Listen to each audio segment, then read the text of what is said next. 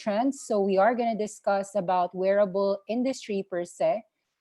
This week was brought about with Fitbit Sense and Fitbit Versa 2. August 28, 2020, we're going to discuss how big tech is introducing 4A technology. Today is a free Friday class. For those who are new here, you're watching a free Friday class. And if you want to wish to learn more about how our inner circle looks like, it's a daily Zoom live class every single day, similar to this, and it's recorded Monday to Friday. If you wish to register, you get a 24/7 live assisted trading guidance for Philippines and US stock markets. We have an exclusive Slack channel and a Viber channel for all our awesome 10x stock picks. You can watch and rewatch all of our past videos, and you can avail this for 2,000 pesos for a month or 10,000 pesos for 6 months. That would be about $40 or about $200 for those who are in the US or anyone who just wishes to invest globally. So you can go to awesome10x.com, register, or http://bit.ly/awesome10x. It's all there. Awesome10x, just sign up. You can contact Rach 63917-531-8949 for details and any questions. So today we are going to discuss, of course, the wearable trend. This is a very huge wearable trend. There are discussions that by 2020, this was an old report. Let's take a look at what the forecasts were saying. They assumed that the wearables in Europe would be a $10 billion market. The global wearable market was $25 billion and so forth. The truth is that that forecast is wrong. It's actually a $70 billion market. Wearable intelligence AI market, there were assumptions of a 35% growth in market share, global market share of more than $35 billion, global market share of $180 billion for head-mounted displays, smartwatches, fitness bands, gaming application. These are just forecasts. So let's take a look first on the forecast before we go to the actual. Forecasts were saying that the market will accelerate at 15% CAGR, $35 billion, 19% growth for 2019, 56% of the driver will be North America. One of the key drivers would be rising digitalization of the global economy, and it will be fairly concentrated with a very few players occupying the market share. So what are the wearables that they are discussing? This is a 2016 report. They're discussing things such as flow sensors, temperature sensors, pressure sensors, gas sensors, and others. Digital health, there are wearables for these, such as apps, monitoring, telemedicine, consultation, medical testing, statistics, heart monitor, health wearables, and interactivity. Wearable device shipments as of 2018, let's take a look. It used to be less than 20 million. And we're now reaching as much as 250 million in terms of smartwatches. Smart glasses are just beginning their S-curves. Of course, the fitness activity trackers and heart rate monitors are still less than 50 million, but these are expected to go into an S-curve similar to the smartwatches. Annual growth rate of smart glasses are 178%, smartwatches are 122%. When we talk about wearables, we are really more focused on the glasses and watches. So how are wearables changing healthcare? Let's try to watch this 2-minute episode. In the old days, patients had to come in to see the doctor in order to talk about how their sugars were going or how their weight was going if they had heart failure, or how their breathing was going if they had COPD or asthma. Today, patients have access to wearables or apps or sensors that they can use at home. And all that information, at least in theory, could be beamed to the doctor that would allow the doctor to see how the patient's doing and monitor them and suggest a change in treatment. I say theoretically because herein lies the rub. If I'm a primary care doctor taking care of 2,000 patients, the idea that all 2,000 patients have access to these new data flows, wearable sensors, apps, they're gathering data on themselves, and it's all going to be beamed to me. The idea that that's going to be a wonderful thing that's going to make my life better is fantasy. So this is an area where we have to reimagine the organization of healthcare. In the future, all of this data will go to a smart algorithm that will say, all right, it looks like you're doing fine, keep doing what you're doing. Or it may say, it looks like your breathing flow has gone down a little bit, try increasing your puffer a little bit, and let's see how things go. In addition, there will be another layer, probably of people who resemble air traffic controllers, who are monitoring the digital data coming from 500 diabetics or heart failure patients or emphysema patients to see how they're all doing, and who can say it looks like patient 3, 27, and 46 are having problems today. I'm going to have a televisit with them to see how things are going.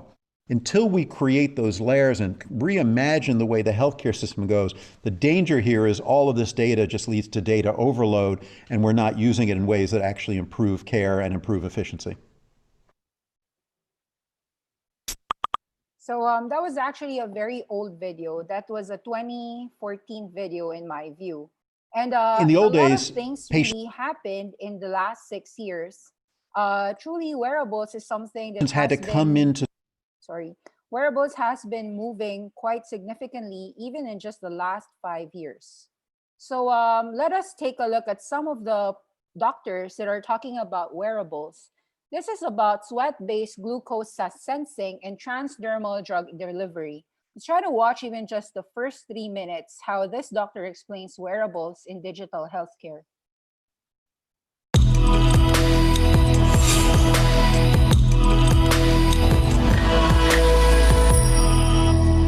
Hello everyone, my name is Taehyung Kim from Seoul National University, and today I will talk about sweat-based glucose sensing and transdermal drug delivery. Let me first briefly introduce diabetes. Diabetes is caused by high glucose concentration in the blood, which is called as hyperglycemia. That high glucose concentration causes chronic diseases such as cardiovascular diseases, stroke, numbness, kidney problems. Therefore, it is very important to decrease that high glucose concentration by using appropriate medication, such as insulin or metformin. However, if that medication is too much, then too low glucose concentration, which is called as hypoglycemia, can happen. And this hypoglycemia can lead to tragic results, such as shock or death. Therefore, it is very important to prevent both hyperglycemia and hypoglycemia while maintaining the glucose level near homeostatic level. And to achieve that goal, patients typically use blood-based glucose sensing. Patients use finger pricking method to collect blood sample and put that blood sample on the disposable strip and insert that disposable strip into the hardware to electrochemically analyze the blood sample and estimate the blood glucose concentration. After finding out the blood glucose concentration, the patient can take medication such as an insulin shot. But as you may expect, these two procedures are quite painful and stressful. And there are a lot of children who are suffering from type 1 diabetes, and those young patients have a lot of fear in doing these two procedures. Therefore, there is a huge need to develop a painless, stress-free, and accurate glucose monitoring method, hopefully integrated with automatic, painless drug delivery system. And we wanted to achieve this goal by using our wearable device technology. To remove So you can watch that entire 15-minute video, but basically the Korean discusses microneedles and wearable devices to help diabetic patients on that hyper and hypoglycemia. So that is very important because if a diabetic patient goes low glucose, it can lead to shock, stroke, and death. So you can imagine how wearables can definitely save people's lives. Now, how far have we come from the wearables? This is something that I have been discussing since July. So I've been discussing wearables for quite a while for all the awesome 10X classes. And I've always stressed the importance of this phenomenon. Wait, in truth, the wearables, the very first wearables that we've had, of course, is the wristwatch, the abacus ring, the button spy camera. Those were 1571 till 1950. Gambling shoes were invented 1961. There was wearable computing in 1979, a Bluetooth headset year 2000, and the Fitbit tracker was actually introduced year 2009. Hi. So right now, actually, when it comes to wearables, this is something that we are quite aware of. We see watches, HD cameras, all of these are ring sensors. We can get our weight, our heart monitor. We can check our blood type, our heart rate. People can call us whenever we want to through our watches. Wearables are seen through our glasses. So or even our cell phones, diba? That's how we usually understand wearables. And today, when people are discussing wearables, they think about these things. They think about the smart shirt, smart glass, smart ring, smart fingers, smart bracelet. Everything is smart. SGPS, GPRS, baby control, smart belt, smart pants, smart socks, smart shoes, Bluetooth key tracker, smartwatch, smart shirt. The biggest really in terms of revenues and shipments have been smartwatches, but the next S curve is also smart glasses. So smart glasses and smartwatches are really our main industry to be discussing. But how wearable technology are changing our lives, indeed, one of the best inventions in the world was telephone. That would be in 1860s, 1880s. Then the radio in 1900, the television in 1920, the personal computer, which was 1970s before 1980s. Mobile phones were created about 1980s to 1990s. The smartphone era was year 2000. Indeed, in the next 20 years, from 2020 to 2040, the biggest trend, the S curve, would be the wearables, wearable technology. This is actually a very good video that you guys could watch. It is a 2014 video, How Wearable Technology Will Change Our Lives by Gonzalo Tudela. Inside that video by 10X, in TEDx, they discuss something like this. They discuss in wearables that these are the things that are innovative right now: blood chemical monitoring, medical imaging, blood pressure monitors, optical HRMs, fitness clothing, fitness bands, sleep monitoring, foot pressure sensors. So they are trying to put into the cycle which companies are in the innovation triggers, which are in the trough of disillusionment, that are heading on to the next S curves. So EEG, that would be your heart rate monitoring, prosthetics. Yes, that's also a wearable technology that we are seeing today, and chest strap HRMs. When you think about prosthetics, you might be thinking something like cyberpunk augmentation for the people who have lost their hands or their legs, or those are wearables that are changing other people's lives as well. So the predicted wearable boom has been about the wrist. Initially, it was about the watches, and it was true. 2014, 2015, and 2019, the biggest 10x move had been on the wrist watches, and it continues year to date. Even and that is something that you could see in all the Apple wearables growth has been phenomenal, and I will show that to you in later slides. But modular has been growing a bit, clothing not much, eyewear, but you could see that these are all happening in breakneck speeds, right? So from 0.2 to 7.3 on others, eyewear from 0.1 to 4.5. So the headsets, the glasses, are one of the most important sectors when it comes to the highest growth, aside from the wristwear. So let's see what the big tech have been doing over the past few years to access your medical records about the data. So instead of having data collected by doctors' tests, wearables are helping patients feel like they are in control of their own health by allowing themselves to monitor each other, to monitor themselves, Currently, most fitness trackers are monitoring things like activity levels, heart rate, sleep quality, among others. Let's watch this 5-minute video, or even just 3 minutes. Your medical records used to look like this. Now, 80% are digital, making your health information easier for people and businesses to access. Let's say this is your electronic health record. It contains information on your medical history, diagnoses, prescriptions, and lots more. You might not expect tech giants like Amazon and Apple to be getting involved with your electronic health records, but they are, along with smaller tech companies like Zelf, and they're starting to use them to grow new businesses. Here's how 3 companies are using our health data right now, and how they could dive deeper into our medical data in the future. Let's start with Zelf. They're a Seattle-based startup that recently developed an application that's embedded in a patient's electronic health record. Here's how it works. Medical professionals at hospitals that use Zelf create lists of products they think could be useful for their patients. For example, they might come up with 30 different products or services that could be useful for any of their pregnant patients. These can include everything from services like instructional videos and newsletters to products like maternity belts, compression socks, and body pillows. Then, Zelf adds these lists into their system.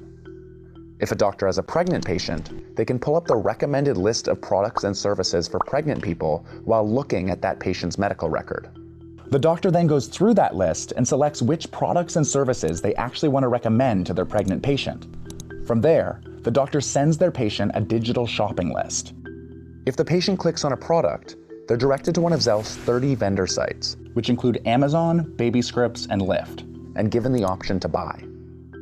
Some privacy experts worry that certain Zelf vendors can see when a patient purchased a product through Zelf, and therefore through their electronic health record. In theory, it could boost adherence to physician recommendations, which is a huge challenge in the U.S. healthcare system. On the other side, there are real worries about what type of information Amazon in particular is getting access to. So from what I understand is that when a patient clicks on that Zelf app and is taken to Amazon, the data is coded as Zelf data, which means that Amazon likely knows that you purchased those products through your electronic health record. Next up is Amazon. In addition to the tech giant's connection to Zelf, it started selling its own software that uses artificial intelligence to mine patients' electronic health records. It's called Amazon Comprehend Medical, and it's part of the company's cloud computing service. The software is sold to hospitals, pharmaceutical companies, researchers, and other healthcare providers. This helps doctors and researchers identify trends that humans may not notice. Here's how it works. Hospitals and other users upload portions of their patients' medical data to Amazon Web Services. The software then analyzes the data and is then presented to doctors in the form of something similar to an Excel spreadsheet. By using keywords, doctors can sift through tons of patients' data to find strong candidates for research studies. If they're looking for people with melanoma who also have a family history of cancer, they can do this in seconds, where it used to take hours. While studies acknowledge the potential benefits of electronic health records in that they could help researchers find cures for diseases, they also stress the potential for inaccuracies, noting coding problems or doctors entering wrong information. I think it's also very important to be transparent around the limitations of big data and machine learning and natural language processing and other types of AI that we're using to analyze the data. And so right now, there are serious concerns about the quality of data. So for example, my OBGYN electronic health record said I was male and I was pregnant at the time. Finally, Apple is using the iPhone's Health app to make medical records easier to access. The Health Records feature is located in the app, and it imports your medical information directly from your healthcare provider. This includes everything from information on allergies, immunizations, lab results, medications, and even vitals. There are already more than 150 participating healthcare institutions. The idea is to give an American iPhone user the ability to pull up their medical record on their phone and present it to a doctor anywhere in the world. The move by Apple is just one example of how it's recently made inroads into healthcare. In 2016, the company added a feature to the Health app that allows users to sign up to be an organ donor.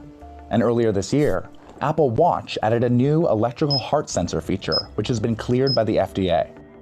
So as companies continue to use our electronic health records, what does this mean for our privacy? Amazon and Apple say they can't use or view the information. They also say it's encrypted, which helps prevent our health records from getting hacked. In addition, HIPAA has security rules that protect individuals' electronic health information, making our medical records some of the most difficult personal data to access.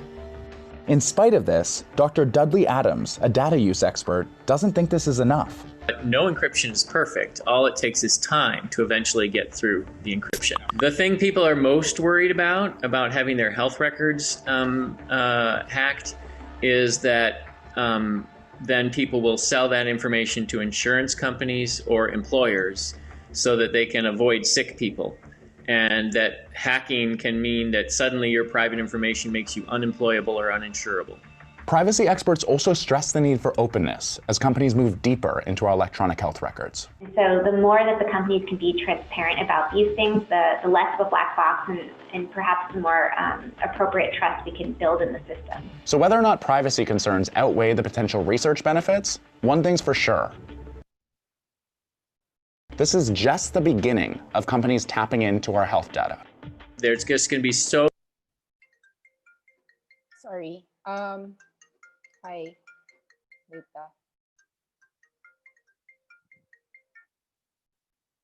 So actually, there are a lot of impacts today. 2020, COVID pandemic market impact. Let me tell you a few things. So there are research reports right now which has really accelerated the move for wearables. Let me just read a few things. AI, virtual reality, augmented reality solutions are anticipated to substantially contribute responding to the COVID-19 pandemic and address continuously evolving challenges. You've probably heard in the news that Google and Apple have been doing contact tracing apps. So we'll discuss about those things in relation to the mobile phones, wearables, and technology. So the existing situation today is that the outbreak of the epidemic will inspire pharmaceutical vendors and other healthcare establishments to improve their R&D investments in AI, acting as a core technology for enabling various initiatives. The insurance industry is expected to confront the same pressures associated with cost efficiency. Usage of AI can help in reducing operating costs and at the same time increase customer satisfaction during the renewal process, claims, and other services. VR/AR will assist on educational learning, for which the demand will surge owing to the closure of many schools and universities. Further, VR/AR, these are the glasses, will also prove to be a valuable solution in providing remote assistance as it can support in avoiding unnecessary travel. So I'm actually very excited in the VR/AR space, but let's take a look at the biggest booms that are expected to happen. The US wearable technology market size by product is the wristwear is expected to go really strongly. So all of them, this one doesn't show the numbers, but you could see that in terms of like Violet, the biggest move would be on the wristwear and the eyewear and headwear. A few things, some reports are saying that increasing social awareness, various benefits of wearable electronics, although the privacy data will always be a concern, I do think that today people are more aware of the safety measures and the medical benefits of having wearable technology might be bigger than the cost of say somebody knowing or getting or hacking your medical records to be sold to say insurance. So truly this is where the biggest pie, the global wearable technology market share, where it's truly concentrated with. It's the wearables and the glasses, mostly watches and glasses. Market size value in 2020 actually is about $37 billion. People are expecting a tripling of in 2027, brought about by billions of devices that will actually be using wearables. CAGR growth will be 16%. Base year estimate is from 2019 using 2016 to 2018 historical data. Okay, revenue okay, that's it. The biggest, of course, the companies that are being profiled here would be Alphabet, which is Google, Samsung, Garmin, Huawei, Apple, Sony, HTC, Fitbit, which is already owned by Google, and can't see, but it's a Xiaomi. Yeah, so 1810 Xiaomi. So indeed, the big four are all in actually all all of them, Alphabet, Amazon, Apple, Microsoft, are all into the are all into healthcare. So each of them have pursued healthcare in several matters. For Alphabet, that's Google. They have been buying Fitbit last year, and they will be introducing a lot of healthcare apps today. Not just that, I will discuss what the Fitbit Sense and Fitbit Verse does, which is actually a leg up versus Apple. So indeed, the big four have stepped in, bridging technological gaps. So as the healthcare organization are contending with a population that's growing sicker, more costs, shifting consumer demands for fast and convenient services, the electronic health record boom, EHR, over the last decade has ushered in the need for organizations to revamp infrastructure and IT strategies. I have seen one of the most important telehealth record, which was Exact Sciences, EXAS.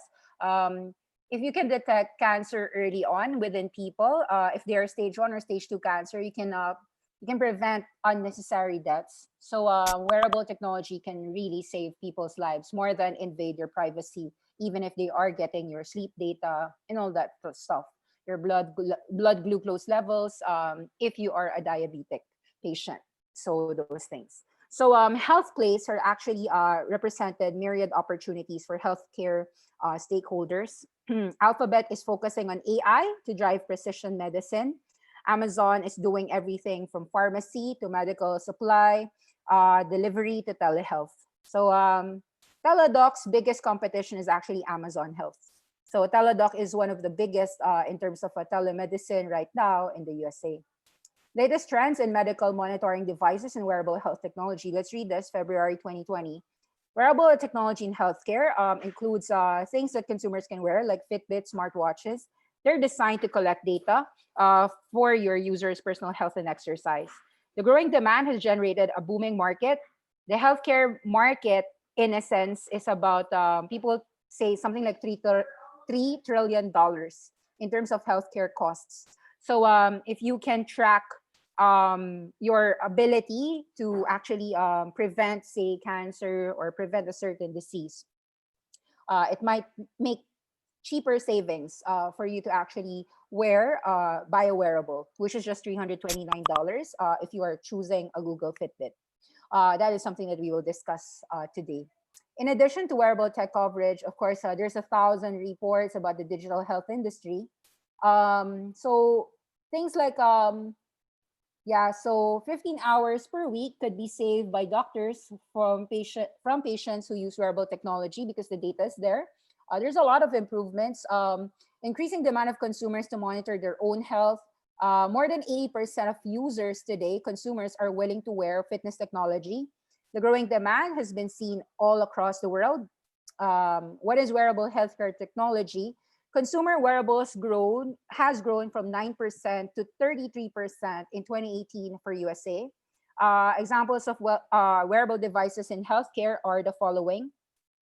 So wearable fitness trackers, those are your Fitbits. Some of the simplest, most original forms of wearable technology: fitness trackers, wristbands, keeping sense of your physical activity and heart rate. They provide recommendations by syncing into your various smartphone apps. Fitbit, of course, was the first popular option for this. Fitbit now is owned by Google. Smart health watches. Apple launched your Apple Heart Study app in 2017, monitoring your heart rhythm and alert those who are experiencing atrial fibrillation.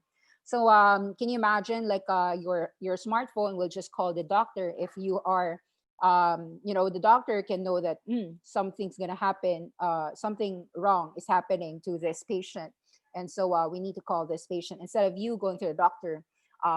There could be alerts that the doctors can know based on patient data like these. Company released the Movement Disorder API, helping researchers gather new insights into Parkinson's disease. There's actually a video that I've seen, which was really amazing.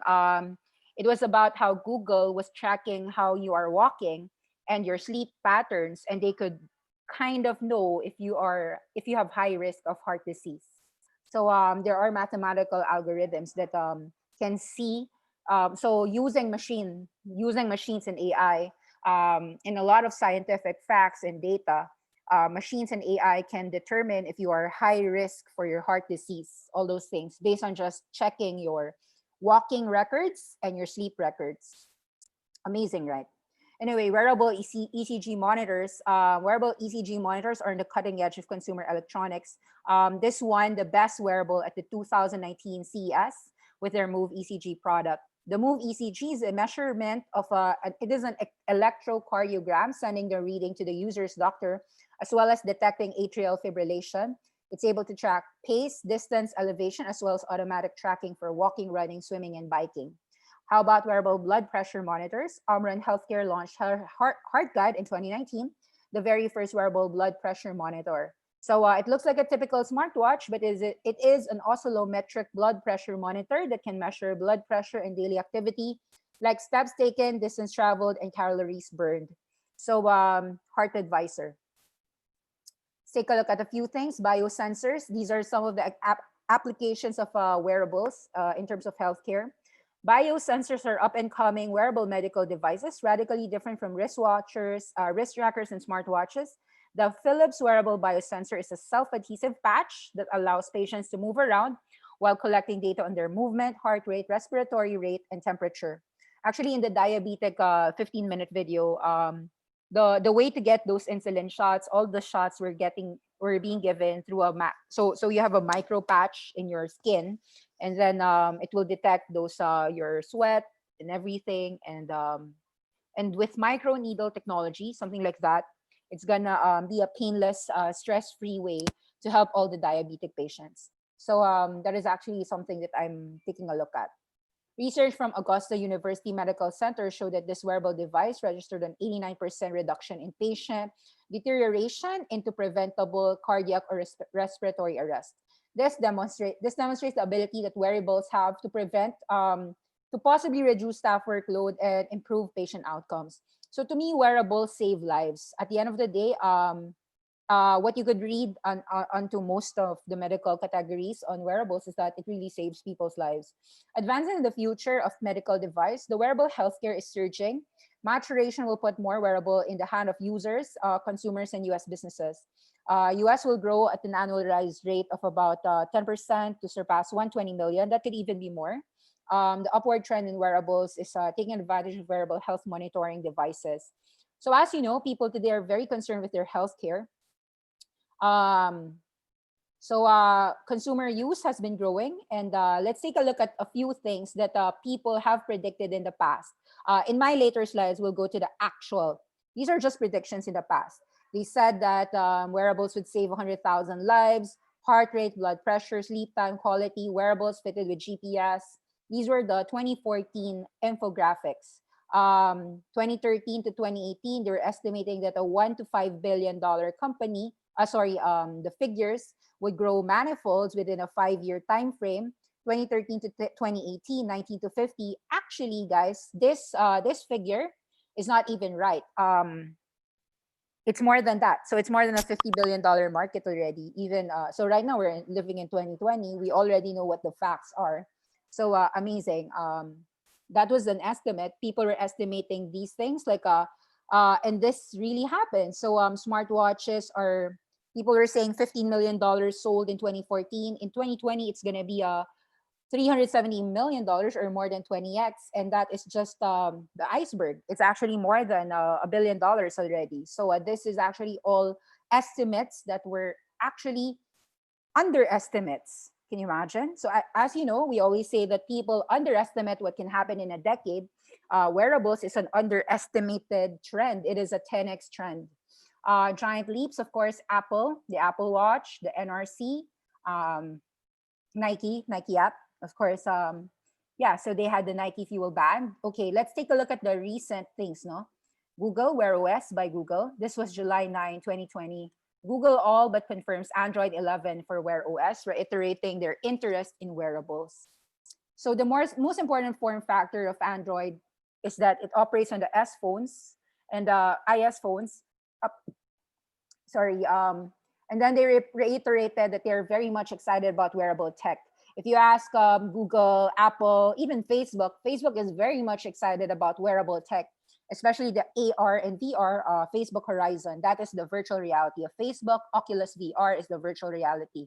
So indeed, Facebook said that we will be, he bought Oculus in 2012 and said that Facebook was saying that we will have 1 billion devices. He didn't say the time frame, but I would probably assume that 1 billion devices is logical by 2027, about 7 years from now, 5 to 7 years from now. But we will reach there. I think that. Under the hood, Wear OS was updated to Android 9 Pie in November 2018. Yun. So Android 10, yeah. So those are just articles now. This is a review of the Wear OS TechWatch C2 Plus review. We will see the videos later if we have time. Of course, Amazon has unveiled Halo. This was just yesterday, to battle the Apple Watch and Google's Fitbit, tracking activity, body fat, and emotions. So Apple has introduced, of course, their Apple Watch. Fitbit has of course, Google. Now Amazon Halo. It brings new offerings such as tracking your fats, fat percentages, sleep temperature, your emotional state. So it knows if you're stressed. It will be a part of the subscription service and a smartphone app. So Fitbit, of course, just launched. This was just 3 days ago. A new smartwatch that also can tell how stressed you are, beating Apple to the punch. So right now, of course, the dominant market share leader, I think Apple has about 51% market share so far. And yeah, so Google is now coming with their own. So Google, of course, bought Fitbit to really have to really tell the world that we are serious with our consumer wearables. And Fitbit announced a new smartwatch. They called it the Sense. So this is what it looks like. That is the Fitbit Sense. It says that it can measure your stress, monitor skin temperatures, even take an ECG. The monumental announcement came before Apple, which is expected to launch this Apple Watch this September. And with this Sense, with the Fitbit Sense, it is getting ahead of Apple and catching up in others. Apple Watch cannot measure skin temperature or stress levels like Sense, for example, but it has offered ECG readings since 2018.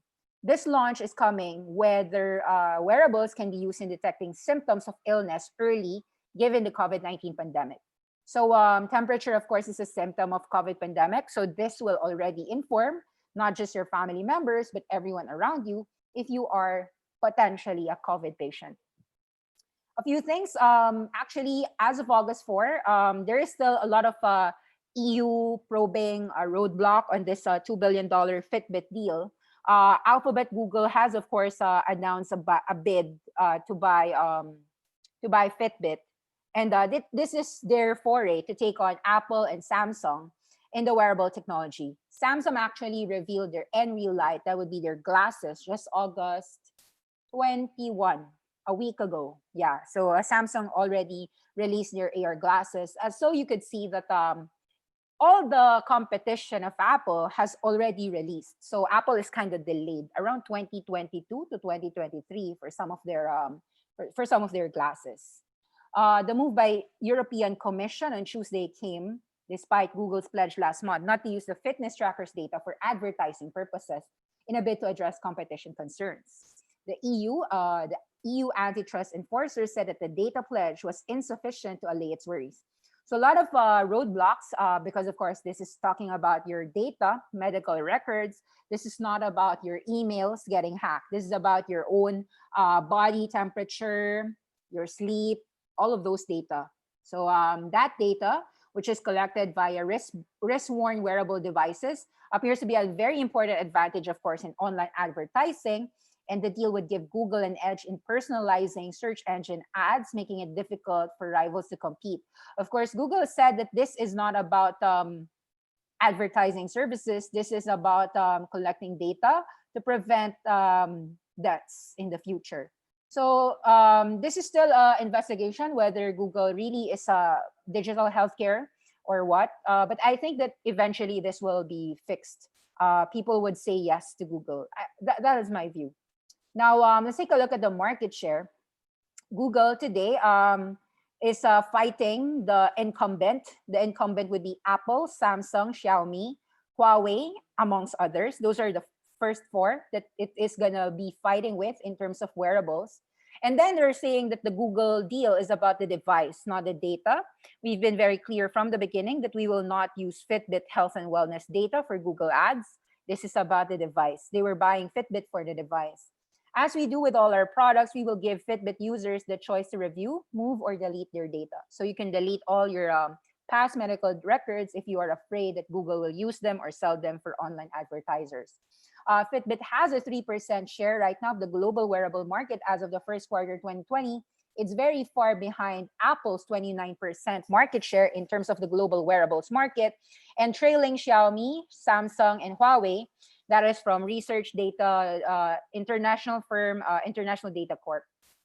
Now, what is the plan of Fitbit in detecting COVID symptoms with this new wearable, the Fitbit Sense? The Fitbit Sense is a $329 smartwatch tracking your health. So this is very recent. Fitbit, of course, is making use of their wearable technology to make, so this is what it looks like now, the smartwatch. It is heavily slanted towards biometric measurements. Now, for those who are a little bit aware, biometrics is a huge secular trend. In terms of biometrics, the one that I've been promoting in the past was Synaptics, ticker symbol SYNA. I was studying it at about $60. I think right now it's $90 already. It's about 50% up. I was studying it last year, so can't remember, was it last year or so? But really, I think that biometrics indeed is a huge secular trend. It will be more and more profitable as wearables is a huge trend in the future. So why don't we watch the Fitbit Versa 2 launch event this year? And I didn't see the video on the Fitbit Sense, but we will check it out later.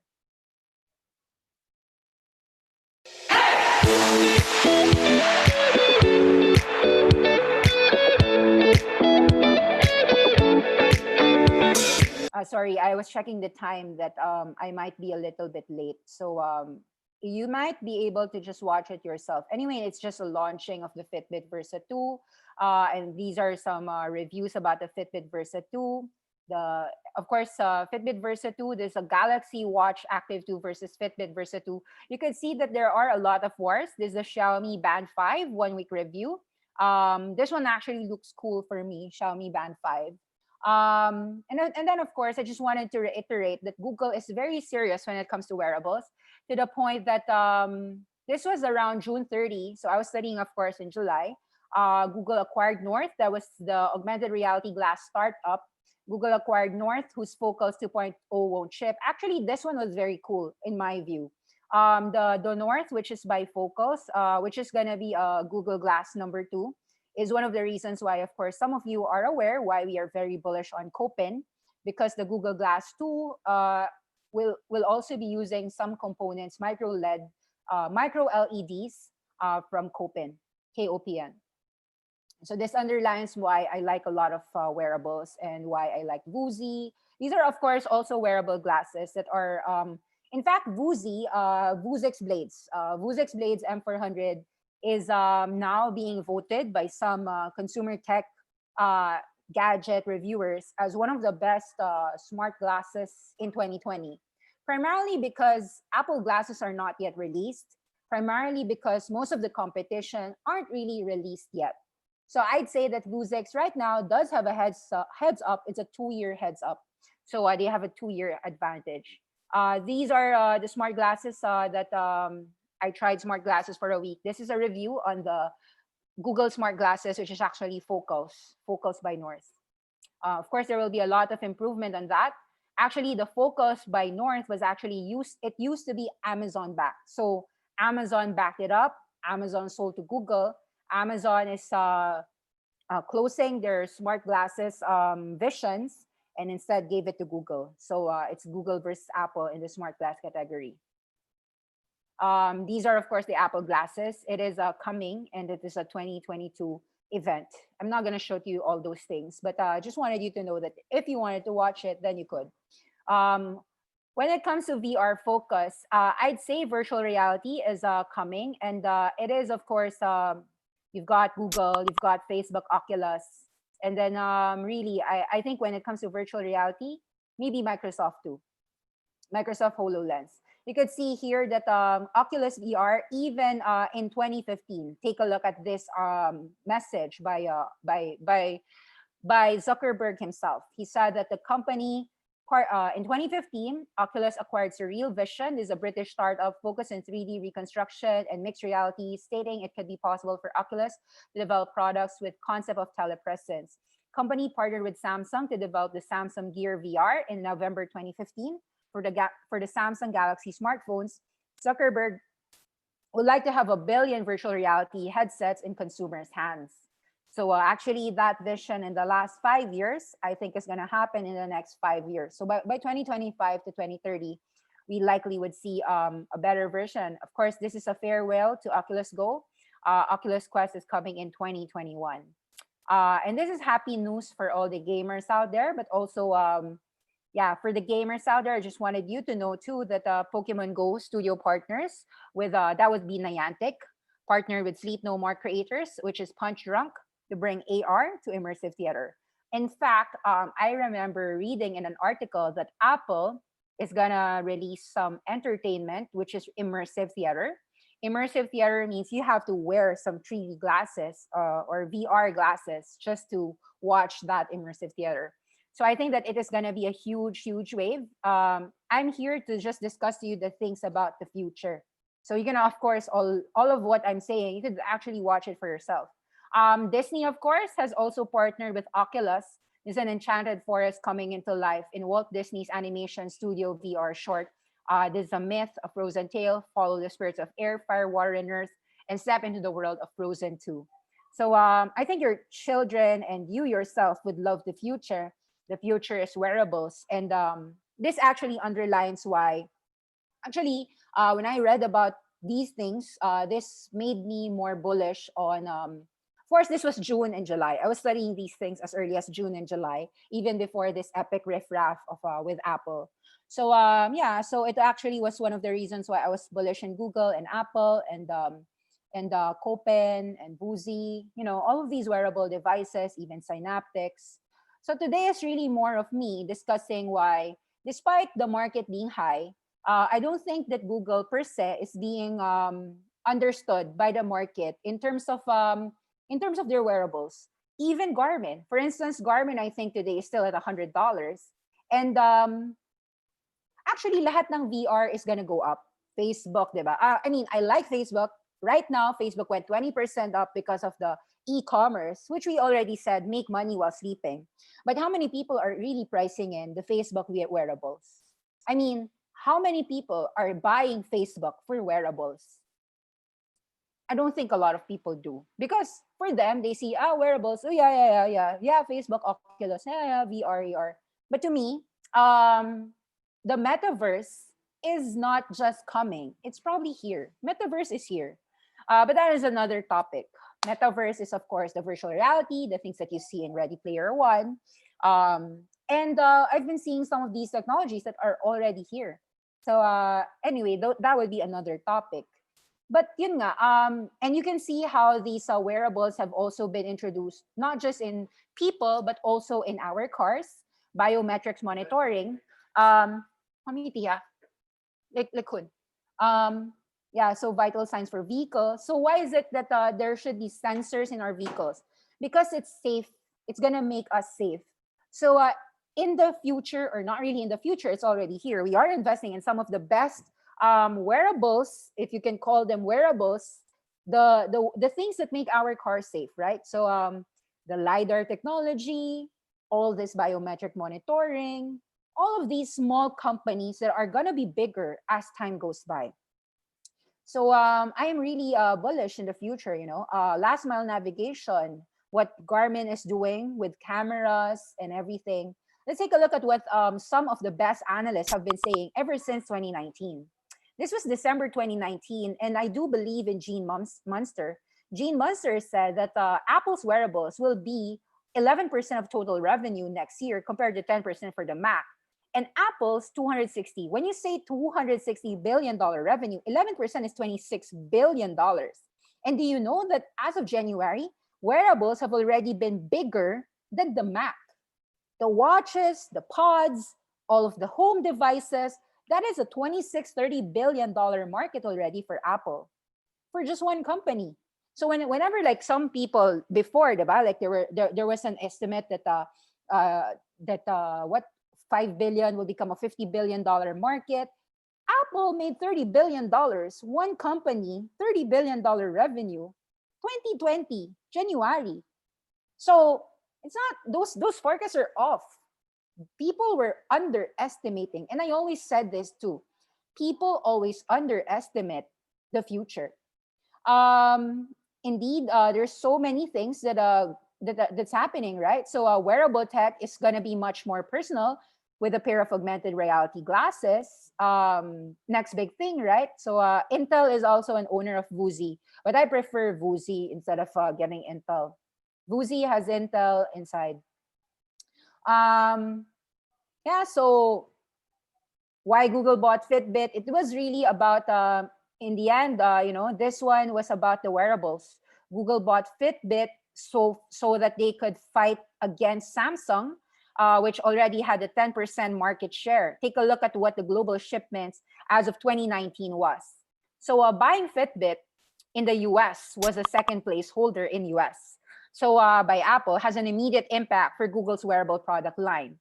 The value of North America's wearable market reached $2 billion in one quarter, with shipments up at 7.7 million units. So more than 60% of Apple's 4.7 million global watch shipments were in North America, where it took nearly 38% market share. Fitbit placed second with a 24% market share, largely thanks to its low-cost fitness bands, while Samsung's wearable products are about, which runs on its own Tizen OS, captured 10% market share due to its modularized approach. So Google's existing consumer products, cloud services, is there as a software to leverage for Fitbit, leverage Fitbit's well-known brand, reaching out to the future. So reaching out to more people. Buying Fitbit really allows Google to leverage Fitbit's well-known brand, retail distribution, to increase the reach of the consumer wearable tech. So right now, when you talk about consumer tech, the first thing in your mind is Apple, Samsung, Huawei. Google isn't even there in the picture. But with Fitbit, I think that is correct, that Google indeed, with a $2 billion purchase, which is really nonsense for Google. Google is what, $1.6 trillion. $2 billion is nothing. It's just like a rounding error for Google. That is really just an amazing acquisition for Google, if you ask me. And right now, yes, Google is a $1.6 trillion company. Is Google 1.6 trillion? All I know is that Google hasn't reached $2 trillion and Apple is 2 trillion. Right now, Apple is being paid the premium because of the dominance in wearables. Google is not being paid a single amount, in my view, in terms of the wearables. And Google, of course, biggest revenue comes from digital advertising, which I think will kick up a notch in the next 6 months or 12 months. Why? Because reopening theme. Google, of course, is making a lot of money from travel. All of these Airbnbs, the fact that Airbnb IPO is coming out soon and Airbnb in July 2020 has already shown an uptick, tells me that digital advertising is not in a decline. It has troughed, it has bottomed out, such that Google and Facebook, which are your digital advertising monopolies, Google owns YouTube. Of course, these are things that I don't need to distress again because you already know it, right? You always use Google every single day of your lives, Gmail, Google search. And of course, advertisers love Google. So these are monopolies when it comes to digital advertising. So at 1.6 Google today, I'd say that it is a buy because people have really forgotten the fact that Google is very much strong in wearables. So some of the things that might impress you when it comes to statistics, let me see. Right now, people are deciding to spend about $80, but I think that could change to $300 in the future. In 2018, China earned $4.5 billion. Consumers are twice as likely to be aware of the Apple Watch rather than the rival products. Indeed, that tells you that Apple is dominant. Over 16 million Apple Watches in 2017, Wearables for children, over 25 million units in 2017. The reason why Chinese children are wearing wearables is so that with the GPS tracker, their parents wouldn't be scared losing their children whenever they're in Disneyland or some place, right? So I remember as a child that my brother got lost in Disneyland, and it was a very, very difficult thing for us. Good thing that lost and found, we found my brother. But that was, when I was young, I also remember getting lost in a Toys R Us, something like that. So used to be Toys R Us used to be a big store, right? So the point here is that wearables is just becoming stronger, bigger, and let's take a look at a few things. This is really an interesting data, and these are real data already. 2017, 2018, 2019. Take a look at what smartwatch, no? 41, 53, 74. It's expected to go 100 million units. And for the smart head-mounted displays, 80 million units. These are your glasses, head-mounted displays. So you've got your Microsofts, your Vuzix, your Apple for the future, and Google. So yeah, and consumer wearables, and Samsung too. I forgot. Samsung, Xiaomi, those things. Consumer wearables in the United States. So take a look what happened. So from $2 billion to about $10 billion in just 5 years, and continuing to grow. Number of wearable device users from 25 million to 90 million, that they're expecting 120 million, maybe 200 million in the next 5 years, okay, just for US. So yeah, and this is something that you have to understand. People labeled the Apple Watch as a failure before, and right now it makes what, $4 billion revenue? $26 billion in a year, means about 6 billion in a quarter. You can imagine how people are always underestimating the future. So wearable technology is seeing slow and steady gains. And yeah, so that is my slide. I want you to watch a few videos. Let me see if I can show you a few things on the Fitbit. Take a look at the Google Sense, no? Or this is just the website of Fitbit, no? So Fitbit, this is so you can see there's a lot. These are the Sense and Versa 3 sport bands, $40 alone. So it's below $40. It's cheap, no? You've got there's a $35, $50. Or sorry, these are just the bands. Sorry, these are just the bands. So the watch is about $329, right? They're selling the Fitbit Sense for about $329.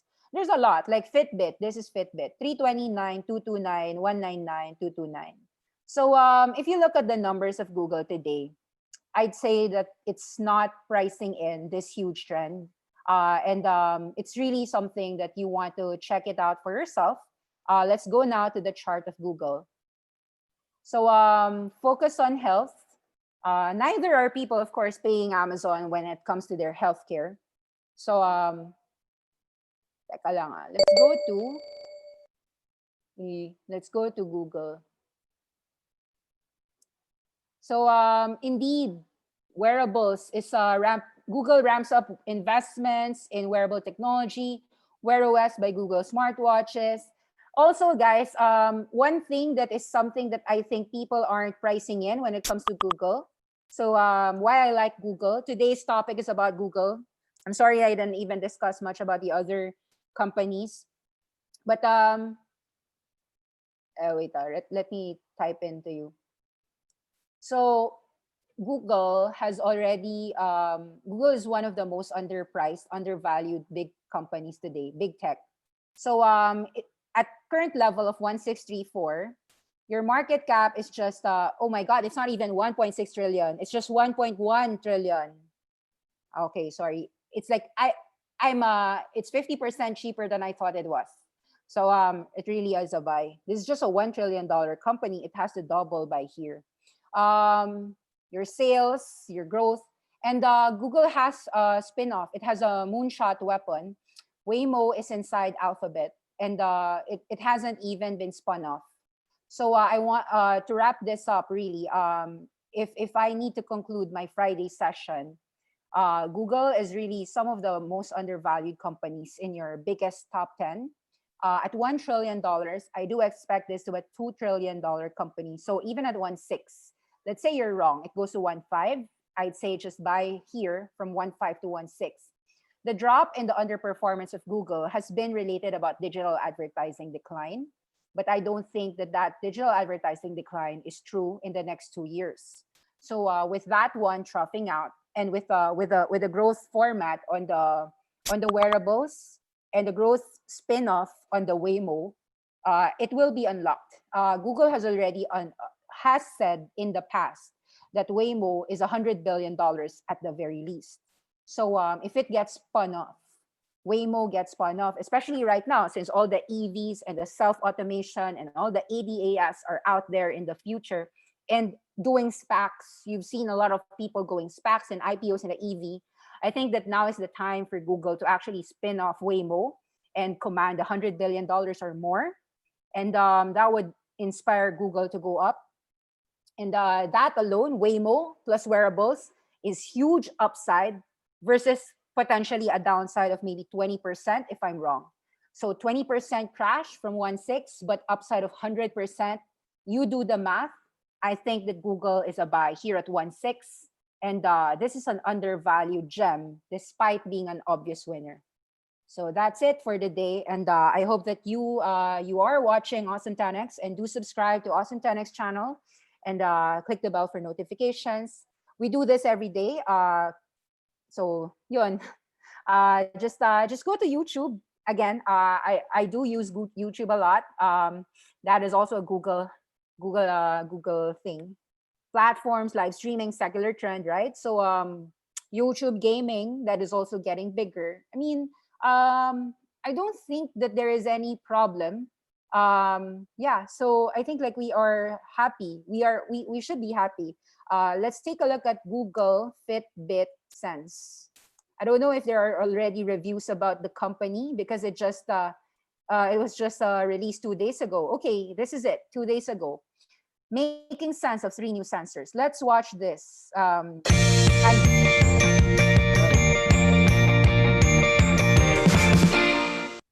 That too.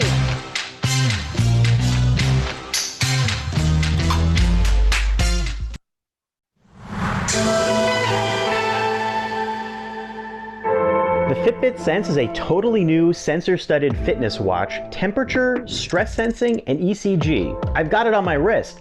I just haven't been able to set it up with Fitbit's app yet. That's because it's strange times. Normally I'd be in an event looking at a demo. Instead, Fitbit sent me the watch, but they haven't connected me yet with the Fitbit app that would allow me to use this. Still, I got to talk to Fitbit about the sensors, and there is a lot to talk about.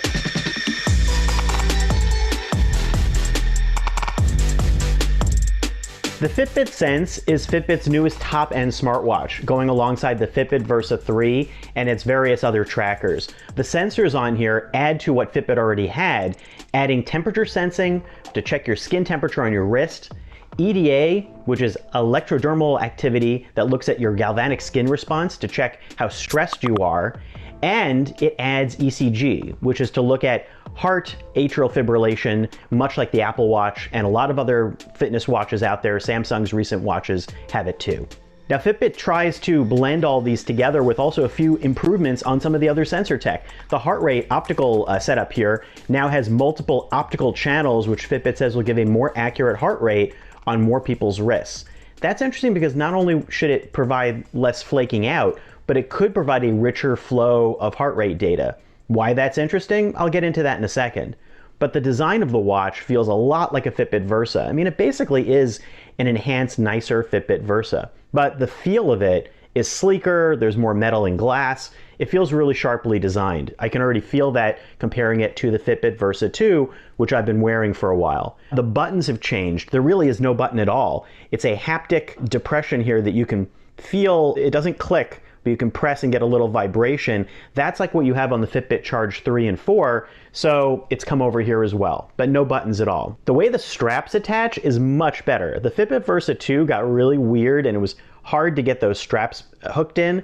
These have a much easier release mechanism here that you can click and you can just pull it right out and it pops out and then you can put it right back on. Super simple. The feel of the charger is also a lot nicer. Fitbit has a million different chargers, and there's a new one for this, but this one just snaps on, and that's it. It's a lot better than that weird alligator clip thing that was on the Fitbit Versa models.